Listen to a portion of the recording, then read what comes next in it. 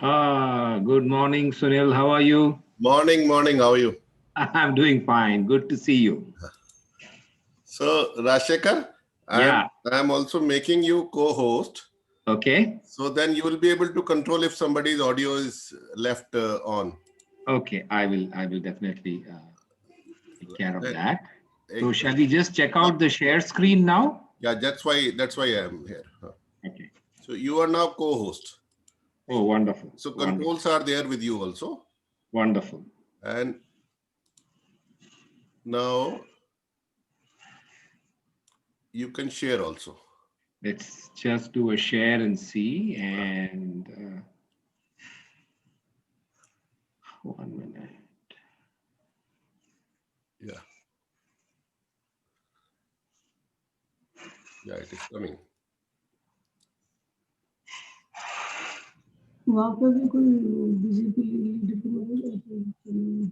So, are you able to see the deck? Yeah. Oh, wonderful. That's excellent. So I guess what I'll do is I'll stop sharing now that we know it works, and Uh-huh. then we just have a face-to-face conversation Yeah. as and when people join in. And So yeah, here I will monitor chat also continuously. I'll request people to put anything in between in chat only. yeah, that's right. And And in then the end, we'll have we'll take up all the chat questions as well as questions yeah. after 40 minutes are over. So when there are 20 minutes left, Mhm. so I'm also going to keep track of that. When we start.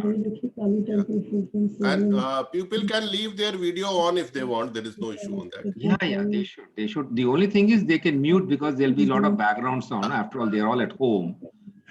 Yani, I have the muting rights for mute all, but in that case, you have to make yourself unmute.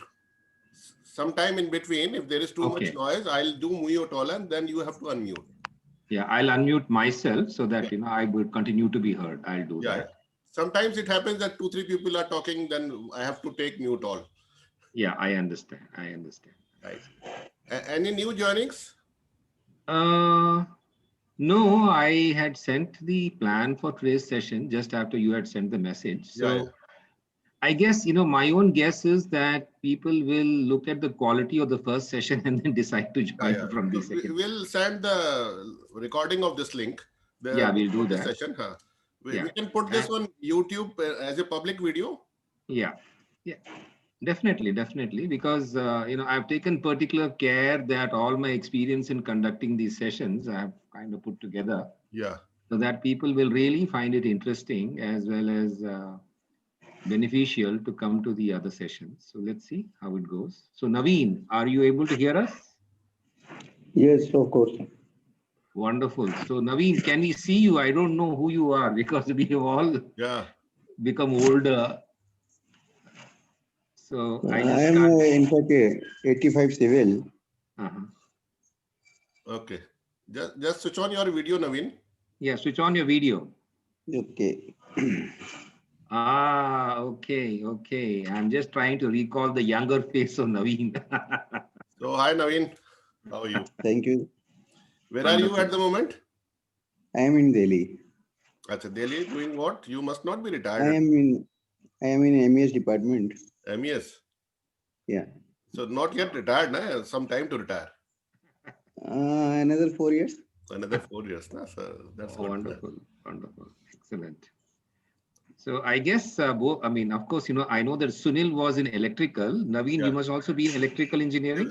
civil, he said. Na? I am 85 civil. 85 civil. Yeah. Okay. So how is it that you are in the 83 batch then? Somebody had included me in the beginning when this group I'll was give the formed. background, Rashekar. Actually, this group was originally made by Shailen, Shailen Deva. Okay. And Okay. there were We many both Okay. are 83 from same groups. place. There were We Okay. both many are from same 83 and place. friends kind of groups. And they were Okay. merged when in 2 years back. Okay. Right. So some people, some friends who were there, they are still there. Yeah, that's what I was wondering. 4 years to go for retirement means definitely Naveen must be younger than us by at least 2 years. Mhm.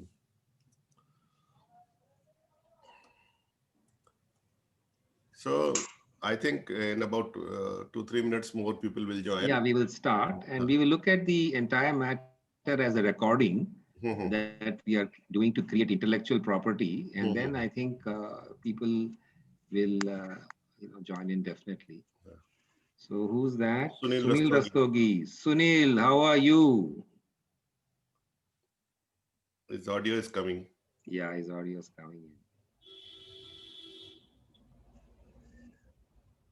So yes. You have to control your audio, Sunil. You have to unmute. You have to unmute. I have to unmute. Yeah, Yeah. yeah. Hi, good morning. Hi. Ah, Morning. good morning. morning, Sunil. So good to see you after all these years. Yeah. Where are you now? You're in Bangalore? Yeah, I'm in Bangalore. I've been in Bangalore for the past nearly 15, 20 years. Oh, that's great. I Yeah. was in Bangalore from 2000 to 2008. Sunil, अपना camera थोड़ा सा Oh, tilt करो so that we can see your entire No, I'll come on the table. Just, I'll come on the table.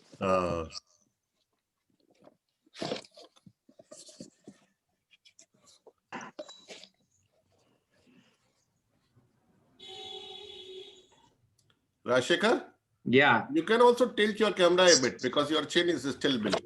Yeah. Is that okay? That's better. That's better. Ah, that's fine.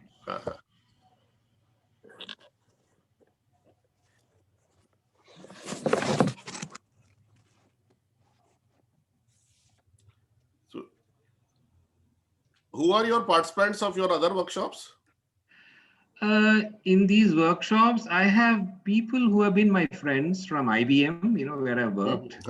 They're also friends from my business circle in Bangalore, with whom I've done work, who've known me for many years. Yeah. So essentially people who know me, because then they can have some reassurance that I'll not be talking nonsense. Otherwise, you see, the Bhagavad Gita is available freely on the internet. So it's not that, it's any kind of exclusive knowledge. But then the angles that I bring in are to be believed first because of your association with me. So therefore, there's a little bit of credibility that has been built on account of the previous association with them. So it is not people who are unknown to me, right? Otherwise, because I am not, Swami Rajshekhar or anybody, right, with any kind of following or pedigree. But going on that path with your kind of looks also. No. That's because यार बाल बहुत सफेद हो गए. मैंने कहा निकालो तो people will not be able to make out your age. So nothing to do with doing Bhagavad Gita at all. Okay. So बाल पक गए, दिमाग पक गया. मैंने कहा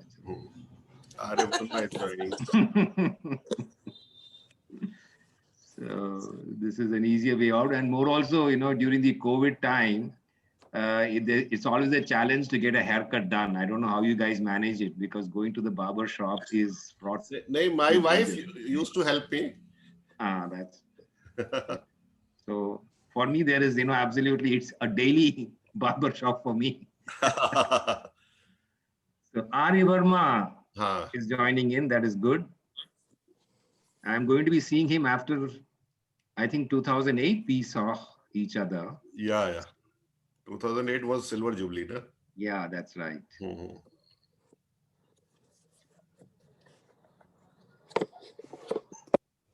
Still connecting to the audio. Many people had come to Choral anniversary also in 2018. No, I was unable to. I had wanted to, but I was. People will. I think in 2022 we'll have 40th year also. Yes, we should. R.K. Goyal is joining. Wonderful. Vishwarup Mitra has also come. I am looking forward to saying hello to Vishwarup Mitra. Oh. He is there. His wife's there. That must be his wife. Yeah.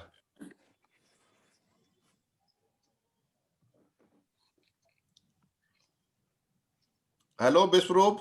Vishwarup, how are you?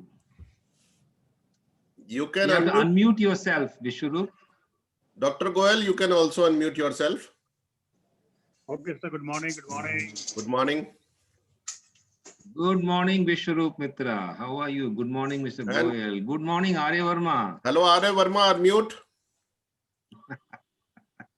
You are on mute. You have to unmute. We can have a. How are you? Great. After a long time. Ah, yes, yes. I am seeing Arya after a very long time. Very, very long time. Indeed, indeed. So, Actually, I'm looking forward to 2023. 40 years. good. Last Yes, time, 40 years. That's quite a journey. Okay. And Vishwarup, hello to you. I have not heard your voice. Yeah, I'm fine. Hi, Actually, Vishnu. today I could. That very, very familiar voice. Yes, good to hear that. Good So, to hear that. विश्वरूप जी कैसे हैं उधर कलकत्ता में क्या माहौल है? माहौल ठीक है माहौल अभी ठीक सब चल रहा है ठीक से। अभी कुछ कोरोना ग्राफ ठीक है आजकल?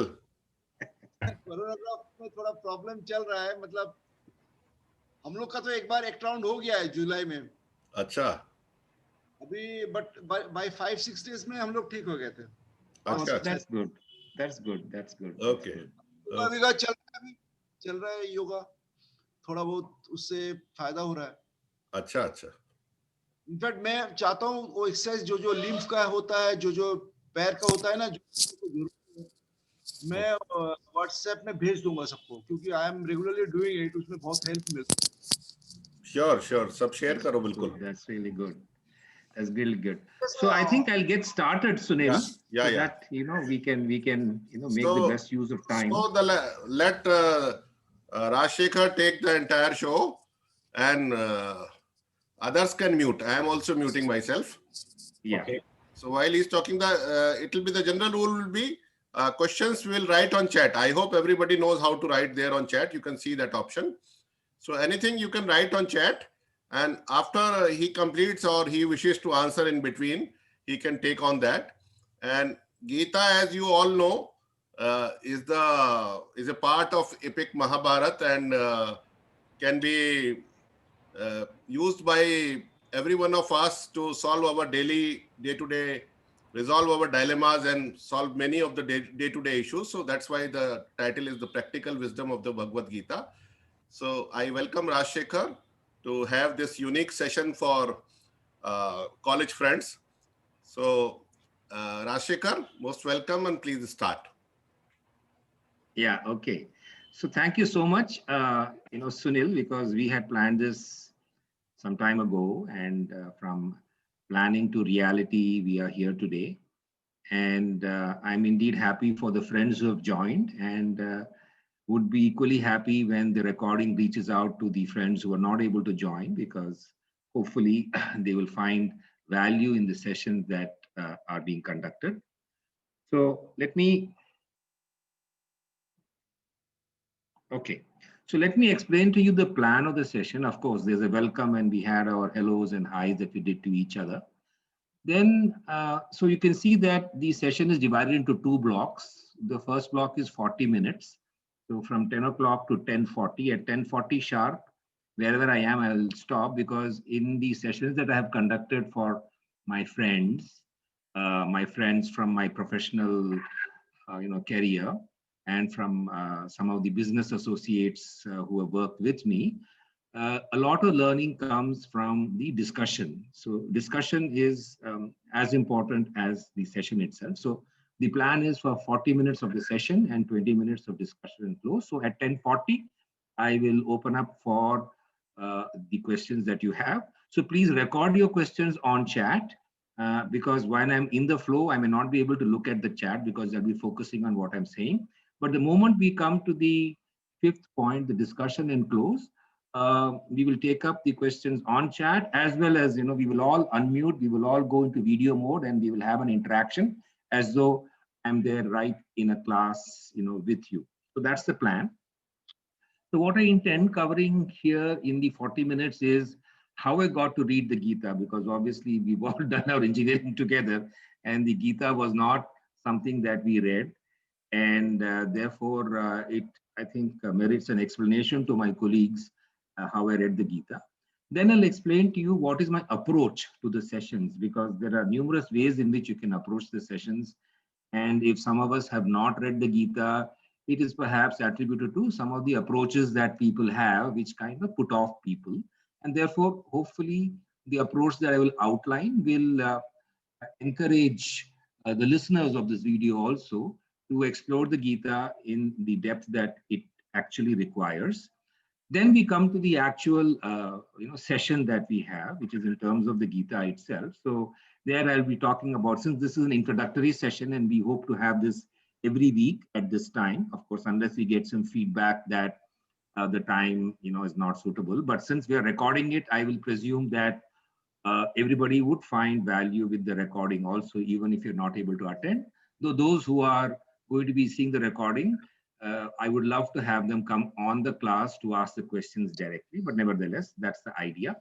So we look at some of the facts about the Gita, we look at some of the commentaries that are there on the Gita, then we look at some, because I've conducted these sessions for quite some time now, I will look at some of the frequently asked questions and therefore would try to have them as open questions for whom we will get the answer as we go along, or questions that can be addressed then and there so that it does not form an obstacle in your mind. Then we look at shlokas 1 to 6 of chapter 1, because as you would all be aware, the Gita has 18 chapters and we can plan to approach it shloka by shloka, one by one, and that will be the plan for today with discussion and close. So I'll move to the next slide. So how I got to read the Gita in depth is a question. Of course, I mentioned that we never studied it in college, but in my case, it was a lot of childhood influences, because I was actually born and brought up in Delhi, and my grandfather used to be staying in Jangpura. Those of you who are familiar with Delhi will know there is a defense colony. And we used to stay in North Delhi near the university campus, near St. Stephen's College. So every weekend I used to go to my grandfather's place, and I was a great lover of books. So I always found, one or two spiritual books that he used to be reading, and the Gita was one of them. So as a child, you don't understand much, obviously, about the reading, but then there was always this curiosity to understand what my grandfather was doing and why he was reading the Bhagavad Gita. It stayed with me throughout my period of growing up. Then the second reason why I got to read the Gita, or at least felt the need to read the Gita, is I've had a turbulent and successful professional career.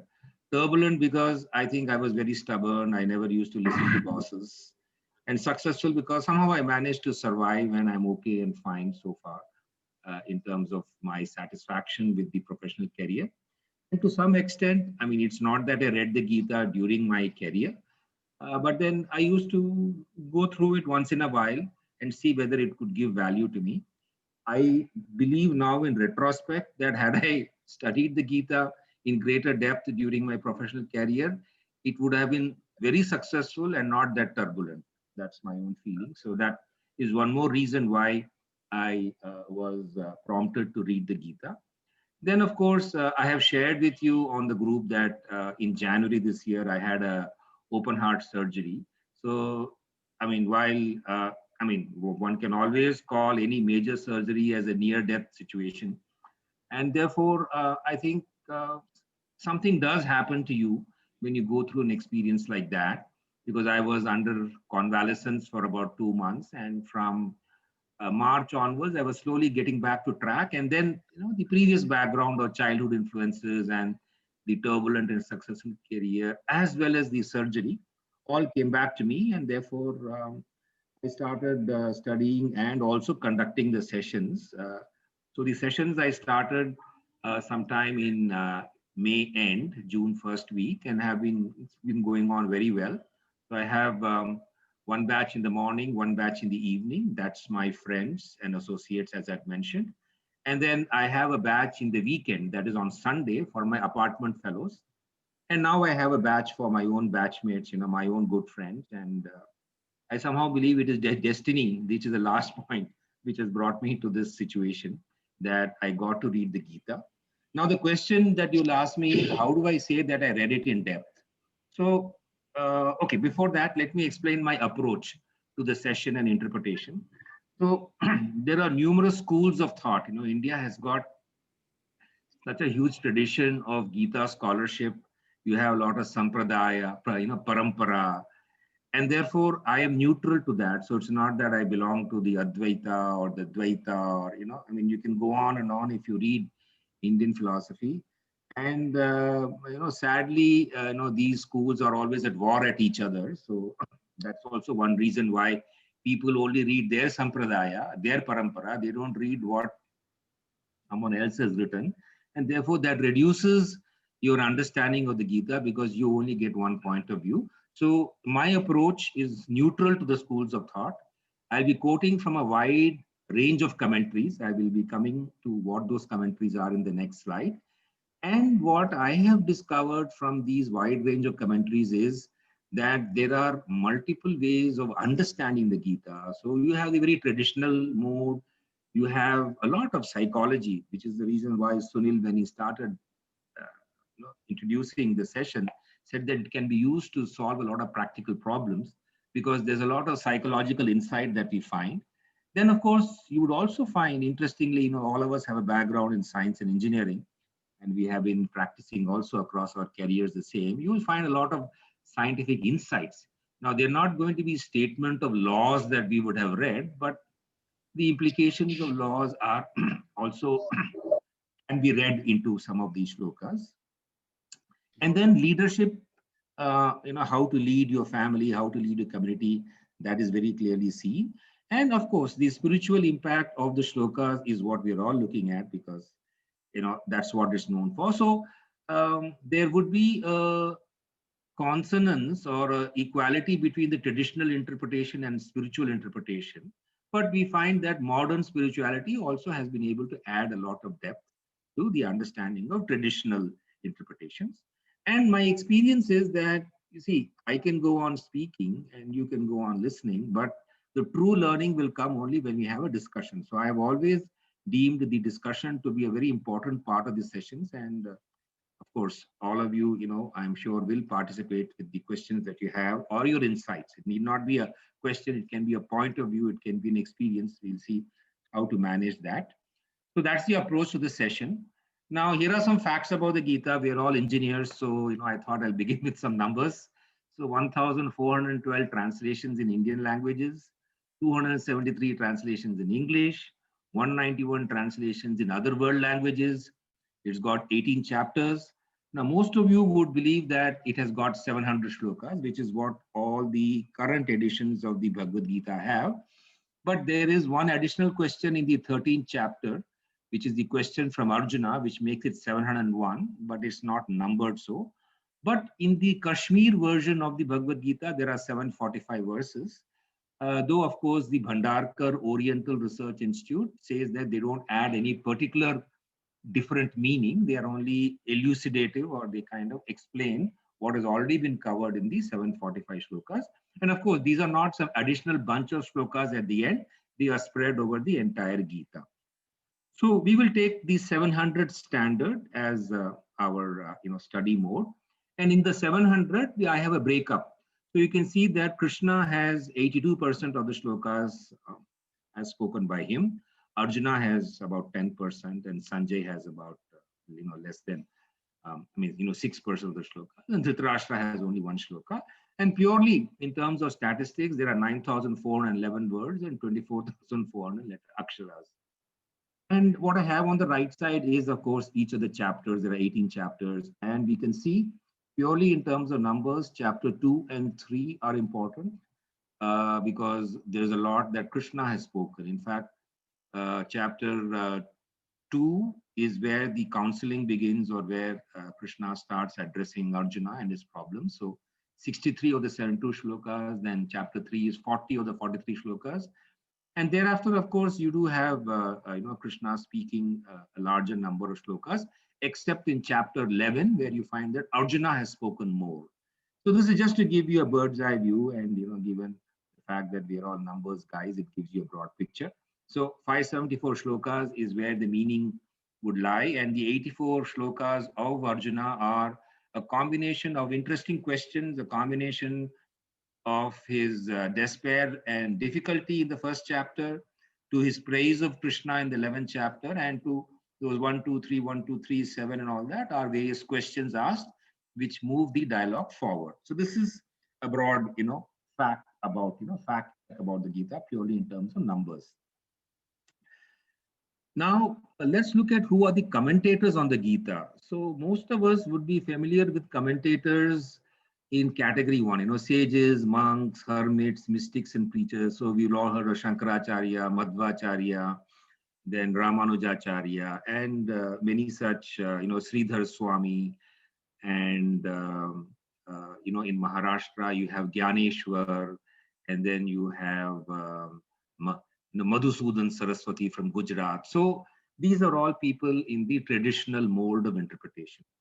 Then surprisingly, there are a lot of commentaries that you have by bureaucrats, IAS officers, ICS officers from the older era, diplomats, which is IFS officers, and then statesmen, people who have been president like, Radhakrishnan, and then soldiers also. There is a, Lieutenant General Chibbar, who's a Sikh himself, but he has a commentary on the Gita, which is fascinating. Then the third category is philosophers and academicians. That is people who are, professors and philosophers professionally in terms of their profession. So that's the third category.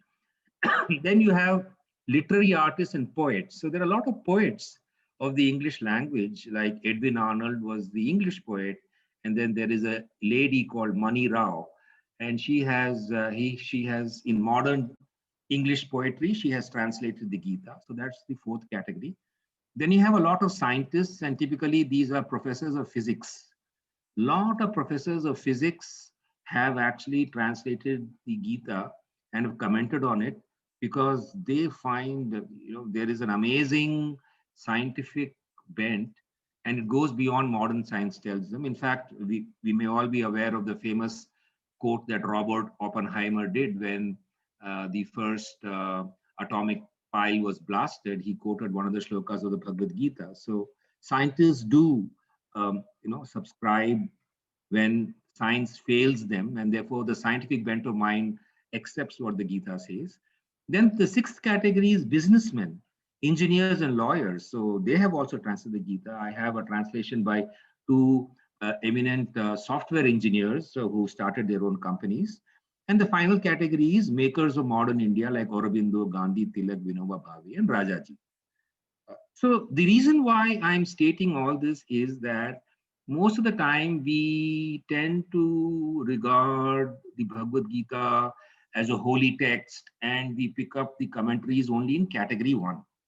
So when we read only category 1 commentaries, then what happens is we get a particular interpretation. Now, each one is a human being in the first place, and therefore the background of that human being influences the way you look at the Gita. So though we are perhaps trained to realize, oh, Swamiji's Gita, you have Swami Chinmayananda, you have Dayananda Saraswati, you have, in fact, now Sri has also translated the Gita. So if we have a tendency to believe them, yes, we should, but we have to also remember that equally successful people in other walks of life have read the Gita, have applied it to their lives, and therefore the point of view we get from points number 2 to 7 is actually quite diverse and adds to the vitality of the Gita, because it is not something that is just meant for swamis and monks, but for all of us, which the wide variety of commentators indicates.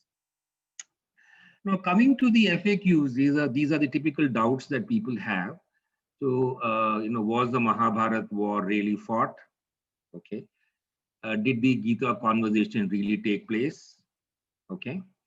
Was the Gita inserted into the Mahabharata? Because there are some theories that it was an independent piece of work and it got injected at the right place.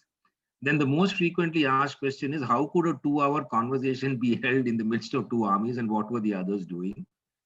The next question that's asked is Gita for violence or non-violence? Because you'll have ahimsa stated everywhere, and yet you have Lord Krishna telling Arjuna that do your duty, and Arjuna's duty is, of course, to fight. Then the next question is, why was Arjuna chosen for such an important conversation? Because he was not any great philosopher or wise man, why was Yudhishthira not chosen? So that's another question that is asked. And and the interesting thing is that if you read the Mahabharata, towards the end in one of the, parvas, you have Arjuna who tells Krishna, hey, Lord Krishna, the advice you gave me during the Kurukshetra war, I have totally forgotten. And therefore, can you repeat the message? And Krishna, of course, gets upset and says, how can you forget such a thing? But also says that I was in a unique frame of mind when I gave the Gita to you, and therefore I cannot verbatim repeat what was said, but he gives something which is called Anugita. So it's a kind of sequel to the Gita, which is there in the Mahabharata. Of course, the one message I draw from the last question is that we have to constantly read the Gita so that we maintain its message in our mind. So those are the FAQs. I have not answered the FAQs as such, but we can take them up if any one of you had felt that these questions resonated with you. So we'll take it up during the Q&A if you believe it is important. So now let me come to the Bhagavad Gita itself, and we are at 10:25 now, so I have 15 minutes. Let's see. So as you know, there are 18 chapters, and the first chapter is called Arjuna Vishada Yoga. And there are numerous ways in which people have translated the title itself. So the best of all that I found in these various commentaries, Arjuna's spiritual conversion through sorrow. So we all need to have something that is very sorrowful or something that puts us down. In my case, I would say that, in January when I had this open heart surgery, that was a moment of great introspection for me because I was not sure whether you would survive the whole thing and come out. I mean, though it's an operation that is fairly standardized now, and therefore that was a degree of sorrow which led to some kind of conversion in my own outlook. So that's to give you the variety of approaches that people have had in translating the title itself. And you see, when we normally think of the 47 shlokas that we have as one block of shlokas, but it's useful if we understand the thematic division. So shloka 1 is a broad indication that there is no life without struggles. Everyone's life is a struggle against various issues that are quite common to humanity, as well as very specific to the individual. So you have specific problems and you have generic problems. Then shloka 2 to 12 is a general indication about the forces in the battle of life, because if there is no life without struggle, then what are we struggling, and what are the forces that are there on the opposing sides? That's the second theme that we have, and that is over a period of 13 shlokas from 2 to 12. Then again, along the same lines, there is the inner and outer battlefield. So, often the Bhagavad Gita is interpreted as not just the war between the Kauravas and Pandavas where Arjuna had a problem, but the typical storming that we have in our own minds, the storms that rage between what I should do and what I should not do. So this is again a broad indicator. But the heart of the first chapter is Arjuna's crisis, where from shloka 26 onwards, for 22 shlokas, he will talk about why he does not want to fight.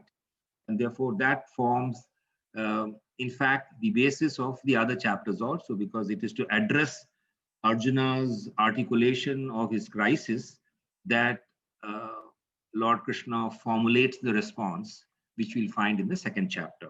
So therefore, today what we're going to do is we're going to do shloka 1, and we're going to do a little bit of half of the forces in the battle of life. So we'll do shloka 2 to 6 from the second theme, but we can keep this broad division in mind because it helps us understand the direction that the shlokas are taking. Okay, so here is the first shloka, and the shloka is like this: Dhritarashtra uvacha dharma kshetre kurukshetre samaveta yutsava mamakaha pandavaschaiva kimma kurvata sanjaya. So I'm sure that all of us would have read this first shloka at least. So therefore, we have the word-to-word meaning here. Dhritarashtra uvacha, Dhritarashtra said, dharma kshetre, the land of dharma, kurukshetre, which is in Kurukshetra. Samaveta means having gathered. Yutsava is desiring to fight. Mamaka is my sons. Pandava, sons of Pandu. Cha eva kim akurvat. What did they do? So the English translation I have right in front of you. Dhritarashtra said, "Oh Sanjay, after gathering on the holy field of Kurukshetra and desiring to fight, what did my sons and sons of Pandu do? And the Hindi is Dhritarashtra ne kaha, Hey Sanjay, Dharma Bhuvi Kurukshetra mein ekatra hue yuddh ke ichchuk, which is the correct translation of Yudsava, mere aur Pandu ke putron ne kya kiya. So this is so far so good. But what I have now is a set of indications. So Dhritarashtra, so we'll not go for every word, but we look at some of the words which are significant in this. So Dhritarashtra is spiritually blind. Obviously, he is not wise at all. And he is also materially very ambitious because he wanted his sons to get the kingdom. Of course, he also knew that he was wrong because there was some spiritual sense, but he never acted on that. So he's also doubtful that his sons would be victorious. And he's fearful that his sons may compromise. Now, you see, the whole logic lies in Dharmakshetre and Kurukshetre. So Kurukshetra is, of course, the name of a place which is near Delhi, near, I think, Kurukshetra is in Haryana. And it is also called Dharmakshetra because the forefathers of the Kauravas had performed a lot of havans and pujas there. So there is a kind of holiness to the site. It's like a Tirthan. So the basic fear of Dhritarashtra was that the holiness of the place may affect and influence his sons to become good people, and therefore they may actually compromise and not fight the battle. And of course, since he was very ambitious for his sons, he did not want that to happen. But he wanted the Pandavas to compromise, right? So Pandavas should compromise so that they don't fight the battle, and Kauravas should not compromise so that they retain the kingdom. So that's, you can see, a very, very selfish approach that Dhritarashtra had. Then, of course, I mentioned, Dharmakshetra is a place of pilgrimage and Kurukshetra is another place. So one more interpretation that we have of this particular shloka is that, for any thinking person, Kurukshetra. So Kurukshetra is, Kuru means action, karma, Kuru, these are all from the same root. So the region of conflict. So as we said, there is no life without a struggle.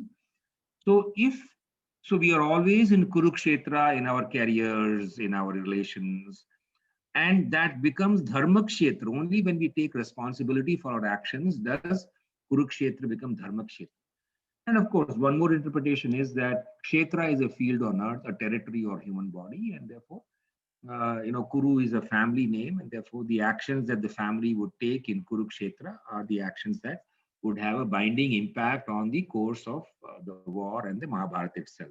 So this is the broad, background of these two words here. Then we have used the word Samaveta, assembled.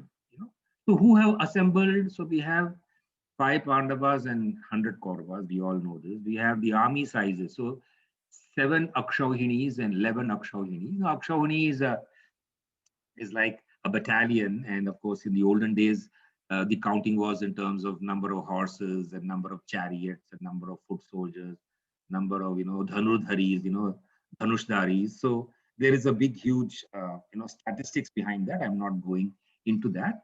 And of course, the commander-in-chief of the Pandavas was, Drishtadyumna, who was the son of Drupad, who was the father of Draupadi, and the commander-in-chief, the CIC of the Kauravas was Bhishma. So it is these two armies that are assembled. Now, of course, when we look at Yutsava, which is desiring to fight, the broader analysis of history indicates that there are 3 reasons why people fight. Okay, for territory, which is land, maritime, airspace, and outer space. And usually when you have these kind of territorial battles, it could be nations or kingdoms. Maybe you can put kingdoms also there. Of course, we have battles now for cyberspace and outer space, and that's a more modern extension of the primary territorial reason for a war. Then we have money, which is economic reasons. So, we always fight. In fact, in olden days, nations went to fight so that they could grab territory which was capable of yielding economic benefits, which is lands which had agricultural produce, lands which had mines, lands which had a lot of maritime, which were coastal lands. So these were the reasons why people went to fight. Of course, in modern times, businesses fight for market share, and therefore there's economic reason. Then, any war can be an individual fight or conflict that individuals have. And typically, this is the staple diet of all movies, right? I will take revenge, or my partner has been stolen away, or stuff like that. So these are the reasons why people are desirous to have a fight. So this will not change, because as long as we are on earth, there is territory. As long as we have money as one of the objectives of life, we will be fighting economically. And as long as we have all kinds of desires, we will have conflict. Therefore, life is always not without a conflict. There will be conflict. That's the broad statement here. Now, Mamakaha is indicative of the fact that I, me, and mine. So Dhritarashtra could have called both the Kauravas and the Pandavas as his children, because obviously they're all Kurus, Kuru being the family name. But he chose to call his sons as my people, and the Pandavas as sons of Pandu, Pandava, the name itself. So therefore, the reason for any conflict is our territory, our market share, my needs and my wants. So the broader spiritual underpinning of this is that the sense of mineness, ye mera hai, ye tera hai. And of course, we will have that, right? Because unless India says ye mera territory hai, if you keep ceding away territory to China, just to take an example, it seems to be current, I think it does not help us in any way. So there is always a result, there's always a consequence of ahamkara, which is a source of evil. So that is a given in the situation.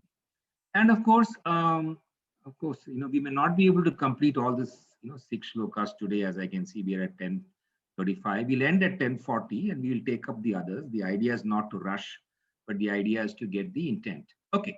Now, see, among the various commentaries that I have consulted, there is one commentary by Swami Paramahamsa Yogananda, Sri Paramahamsa Yogananda, who is the famous author of the commentary called God Talks to Arjuna. So the school of thought that Paramahamsa Yogananda is famous for is a school of meditation, and that school is called Kriya Yoga. So through his meditative insight, okay, he has arrived at what is the significance of the names of the Pandavas in terms of spiritual significance. So I just listed down. And of course, if you ask me, how did he arrive at it? That's because he's a Swami and he does a lot of meditation. So somehow he had that insight to find this correlation. But the correlation is what I'm presenting to you. So Pandu is intelligence, discriminative intelligence. Kunti Devi is dispassion. Madhuri is attachment to dispassion. Sorry. Okay. Yudhishthir is divine calmness. Bhima is divine life force. Arjuna is divine self-control, Nakula is divine power of adherence, and Sahadeva is divine power of resistance. Okay, and then we said that there's a conflict. So conflict is always between the good tendencies and the bad tendencies. So this is another example of how one can look at good and bad tendencies within us. So self-control, intelligence, meditation, self-awareness, these are all good tendencies, and the bad tendencies are sense indulgence, mental, inclinations of your manas, then mental resistance and physical restlessness and ignorance. These are some of the two. So we said that, shloka 2 onwards, we are looking at, let me just go back to what is the theme. So we said that the second theme is forces in the battle of life. So this is an explanation of the two forces we have. So we have good tendencies and we have bad tendencies, just to indicate how one of the themes is being actually put across here. Then one of the interesting things that is mentioned is Akurvat. What did they do? So we need to understand the context of the entire Bhagavad Gita, which is that it is not spoken as the war occurred. So 10 days of the war are over. And Bhishma, in fact, has got wounded and he's fallen off his chariot. And it is at that point in time that Sanjay, who was witnessing the battle then, goes back to Hastinapur from Kurukshetra. And when he speaks to Dhritarashtra then asks him the first question, what did they do? So the commentary, or rather the report that Sanjay gives, is not a live telecast, but it's after 10 days of the battle. And then he says what happened at the beginning of the battle, which is obviously the Bhagavad Gita.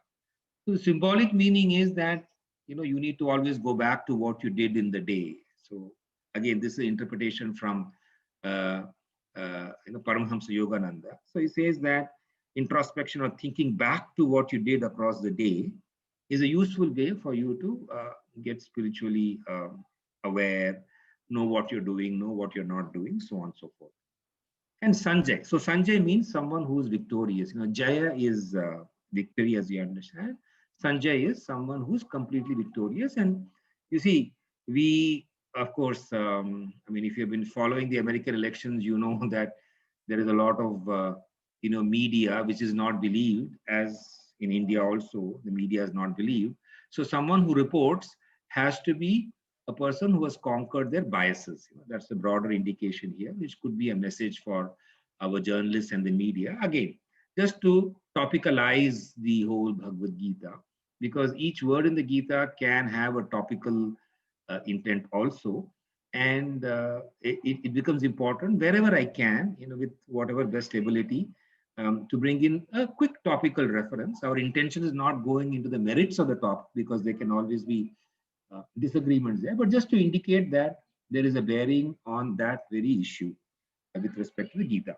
So I think, given the fact that we were, at the introduction today, and we spent some time looking at facts and so on and so forth, I'm at 10:40 now, and in line with my broader objective that we will have a discussion rather than me simply speaking, I'm going to stop the presentation here, and we have full 20 minutes for discussion, because as I've said, discussion is where we learn. So let me look at the chat first.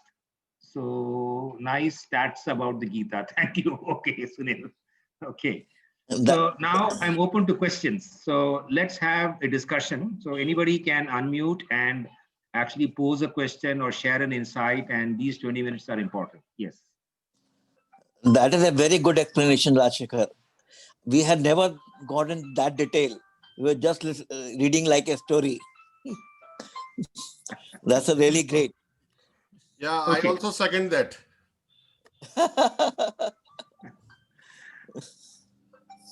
Okay. Okay. So if you want to read Gita, which is the best book? Of course, it's very difficult to say because different people have different interpretation. But if we take all those books, which one you recommend? Okay. So I will now go back to the slide. I'll just, in fact, I didn't share the last deck. So we were here, 1 minute. And let me just, yeah. Okay. So I'm just jumping to the last slide. Okay, yeah. So these are all the references that I have for this session. So I have read a wide variety. So there is no such thing as one good book. Okay. As I said here, so you see, if you read, I spoke here about the commentators of the Gita, right? Yes, yes. So if you read the commentary of all sages and monks, then you will say, I'm going to take sannyasa. Okay. If you read commentaries of bureaucrats, then you will find it of great value. So that's what I realized, because you see, most of the time we tend to read the commentary of all the Swamijis because we think they understand the meaning of the Gita. Yeah. But because, I have a wide variety, I'm one mad fellow. I got some 70 commentaries on the Gita, and I've read most of them, which is why I have, some kind of offering to make to you. Yeah. So it depends. So if you want to give up family life and go and become a sadhu, I don't know, there are no Himalayas near Singapore. No. Then, so I would say that everything depends on your purpose, and purely as an academic measure, I think you should read one of each category. So what I will do is I will, from my experience of reading, I'll pull out one good book from the sages and monks, one book, good book from bureaucrats. I'll do that so that, you can have your pick, and you have to realize that they would all present a slightly different point of view. Okay. But that will be good. So That will be good. yeah. Okay. Yes. So I am all for.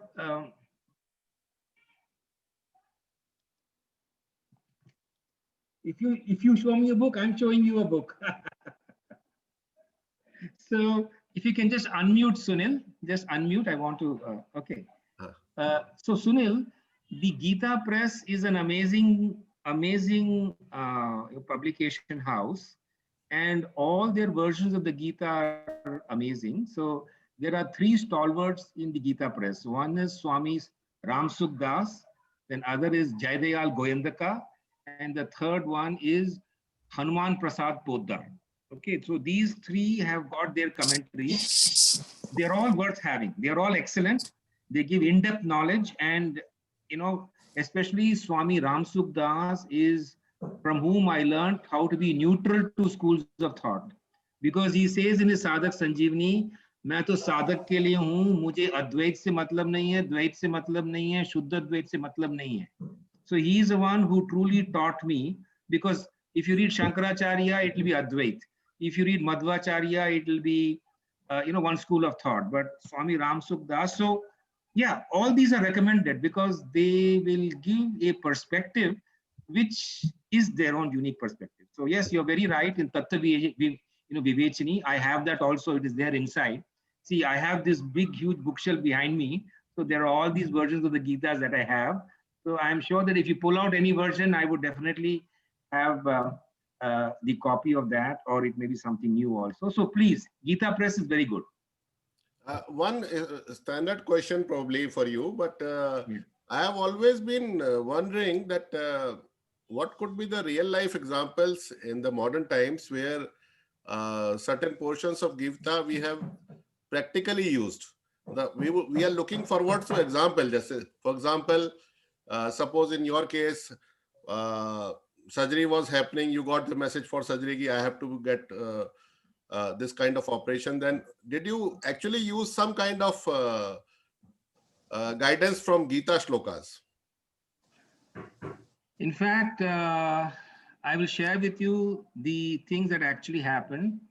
When I was being wheeled into the operation theater, and just before the anesthetic was being administered to me, I chanted a shloka of the Gita, which is from the 2nd chapter, which says, Klaibhyam masma gama partha, Darpok mat ho, you must have heard that famous shloka. Yeah. Don't be afraid, Arjuna, you should be brave and stand up and fight. So actually the doctors were all surprised because I was very calm at that point in time, and I got famous in the ward as the fellow who quoted the Gita before going under the anesthetic. So, I mean, I can cite that example definitely. And I can say now that a certain calmness of the mind that I have is attributed to the Gita, because the Gita tells you to control your mind. So, I mean, you would generally find me a little more calmer. Now, of course, if I go back to my college days, I was very different. All of us were different in our college days, and therefore we cannot compare our current personality. But definitely, I will also give one more shloka, 2 shlokas, that is 2nd chapter, 62 and 63.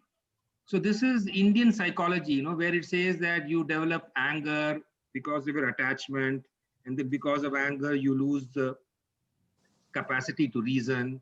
When you lose the capacity to reason, so whenever you get angry, you will find that that exact sequence as mentioned is happening. So every time you get angry, and all of us are human beings, we would lose our temper sometimes.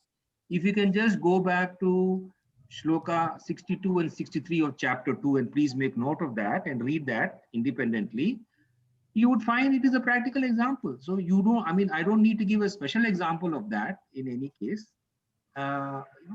For proving the validity of the Gita. And of course, in these discussions, wherever I have particularly used a shloka for generating meaning for myself, I will share with you.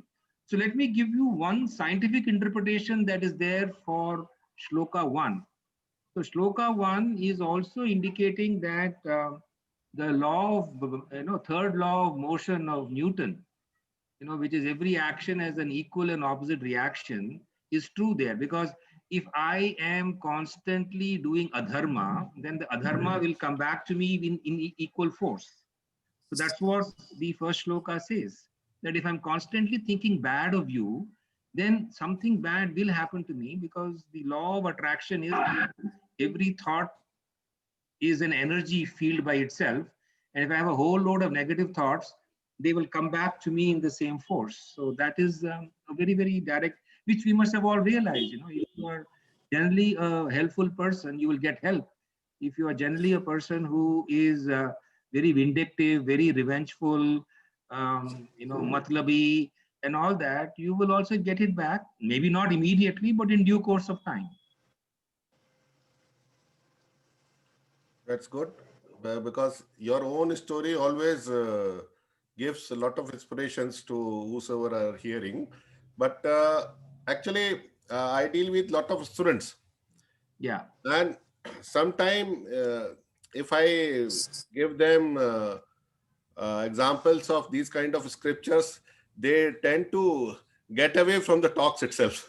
Absolutely, I understand. So, see, we are all 50. Sometimes we keep guiding them without even referring to scriptures, because Yeah, we feel that if we refer to that, they will switch off their mind.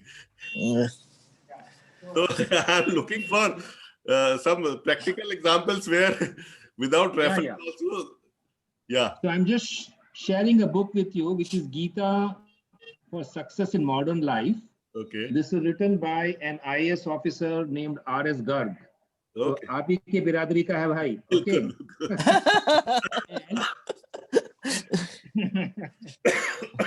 Okay. And then he very clearly says that he has not taken any spiritual interpretation at all. He's taken only a practical interpretation. So when it comes to your students, we will use this book as a basis, right? So not to worry, I have every possible book on the Gita. And since we are all a group of people here who are, I think, 58 to 62, that's the typical age group. So we can speak about things spiritual. But when it comes to your students, I can conduct a session for them, and we will go through this book that I shared with you, which is a very practical book, very practical. Nini, first of all, even if I announce to them that there will be a session on Gita, they will not register. Probably would have happened with us also during our times. So, because they will like to keep away from such things at this age. Yeah. So actually, the way to position the whole thing is that a very successful person will talk to you. Okay. So you have to position the speaker and not the book actually. So if you say that someone who was, whatever my background was, I was in IBM and all that, एक IBM का बंदा बात करने वाला है, then they would like to, because that's how they look at things. And then so when it comes to a younger group, hello. For career guidance, they will come, but not listening to me. Yeah. So we have to present it to them in a different way. We need to understand that the lessons of the Gita need not be given in Gita form. Yeah. So if I go shloka by shloka the way I did, they will run away. Yeah. But you have to look at the key message of the Gita and give it to them in a different way. Yeah, definitely.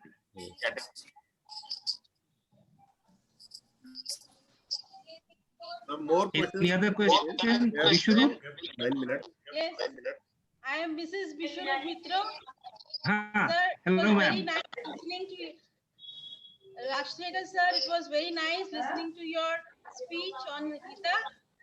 And can you hear me? Yeah, I can hear you now. Tell me. Actually, I wanted to say something, because we ladies here in Salt Lake, Kolkata, every week on Tuesdays we meet and we do Gita class.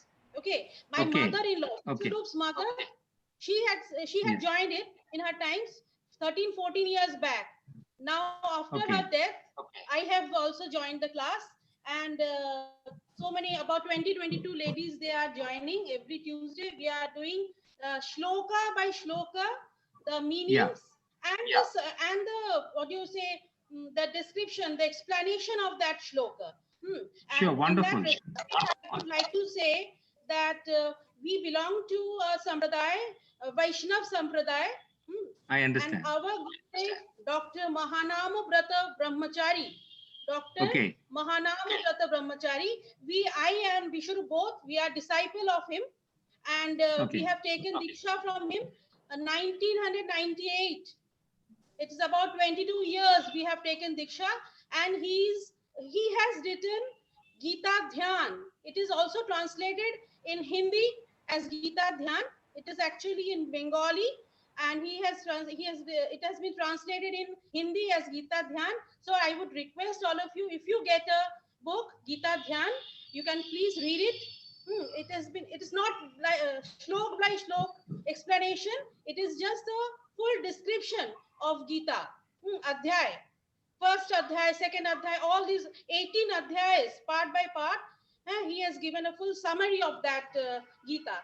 So I would request, if you are interested, I know you know many things about it, but since our Gurudev, I want to give a short description about him.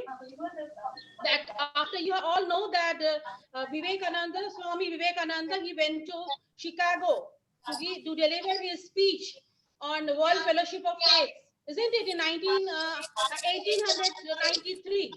After 40 years, that is in 1933, our Gurudev, Dr. Mahanama Brata Brahmachari, he went to Chicago on invitation as to speak on this World Fellowship of Faith. And he was only for 3 months visa. Only 3 months visa he went there. I just want to interrupt. You become the secretary of all. He went there for 3 months with 3 months of visa. But his speech was so much honored by everyone there that he was allowed to stay there for 5 years and 8 months. Wonderful. As a student's visa, his visa was converted into student visa, and that was history. He was the secretary of all these. And then he became the secretary of World Fellowship of Faith. So that is why I'm telling, if you get the chance of buying this book, Gita Dhyan by Dr. Mahan, I will tell Vishwarup to message you the name. So why don't you, so please send me the link. Okay. And I will definitely, buy the book and add. Most of the things there is in Bengali. That is why I'm telling the name, which you can buy. It is available in Hindi. Website of Mahanam or no. Most of the things Wonderful, that is written. wonderful. So may I now turn? So thank you so much, Vishwarup and Mrs. Vishwarup, for your keen interest in the Gita. It's really appreciable. Now let me turn to Dr. R.K. Goyal. You've not spoken at all about your thoughts. Just a minute, Rashika, just a minute, 1 minute. Yeah. I was in midst of my prayer. Somehow I got it delayed, so I missed your very beautiful and excellent speech. In fact, what I should say is, I didn't expect it. You will go into so much of depth, because we have satsang every week. I participate in satsang every week, so Saturday and Sunday. So there a lot of discussions take place. In fact,